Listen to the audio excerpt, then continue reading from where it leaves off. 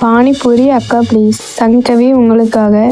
Please எல்லாம் சொல்ல வேண்டாம். பானிபூரி செய்கிறதுக்கு முதல்ல உருளைக்கிழங்க நல்லா அவிச்சிக்கணும். அதுக்கு உருளைக்கிழங்க தண்ணி ஊற்றி உப்பு போட்டு நல்லா அவிச்சிக்கோங்க. அதுக்கப்புறம் ஒரு கடாய் எடுத்துகிட்டு அதில் கொஞ்சோல எண்ணெயை ஊற்றிக்கோங்க.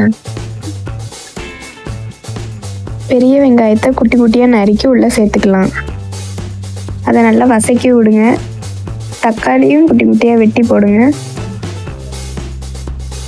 நல்லா வதங்கினதுக்கப்புறம் மல்லித்தூள் கொஞ்சோல, கரம் மசாலா கொஞ்சோல, அதுக்கப்புறம் வத்தல் தூள், பெருங்காயத்தூள், இந்த 4ஐயும் போட்டு நல்லா வதக்கிக்கோங்க. கொஞ்சோல உப்பும் போட்டுக்கோங்க.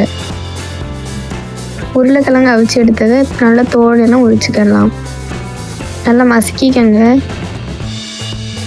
எங்கள் வீட்டு பூனைக்குட்டியை பார்த்தீங்களா எப்படி இருக்குன்னு?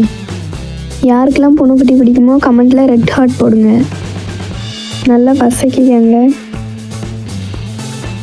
நம்ம மசிச்சு வச்ச உருளைக்கிழங்கு எடுத்து போட்டுக்கோங்க. உள்ள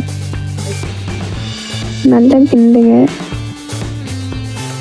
அடுத்தது மாவு பிணையறக்கு மைதா மாவு 1 கப் எடுத்துக்கோங்க. ரவை 1 கப், கொஞ்சம் உப்பு போட்டுக்கோங்க. என்ன உனக்கு பானிபூரி வேணுமா?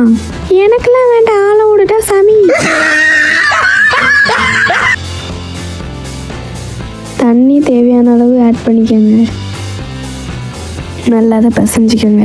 இந்த மாதிரி நல்லா பிசைஞ்சிட்டு மாவு காயாமல் இருக்கிறதுக்கு கொஞ்சம் எண்ணெய் ஆட் பண்ணிக்கோங்க. நல்லா குட்டி குட்டியாக உருண்டை பிடிச்சிட்டு இந்த மாதிரி நல்லா உருட்டி இப்படி குட்டியாக அழகாக வச்சுக்கோங்க.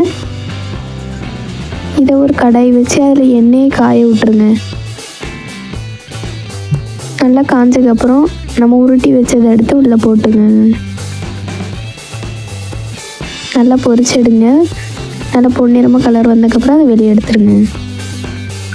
இப்படி எல்லாத்தையும் பொரிச்சிட்டு நம்ம ஒரு கூட்டு செஞ்சோம்லாம், அதை இந்த பானிபூரியை நல்லா உடச்சிட்டு அதுக்குள்ளே அந்த கூட்டை வைங்க. அதை வச்சுட்டு பானி தண்ணி உள்ளே ஊற்றுங்க. பானிபூரி ரெடி. இந்த வீடியோ பிடிச்சிருந்தா லைக் பண்ணுங்கள், ஷேர் பண்ணுங்கள், கமெண்ட் பண்ணுங்கள். மறக்காமல் சப்ஸ்கிரைப் பண்ணிடுங்க. Thanks for watching.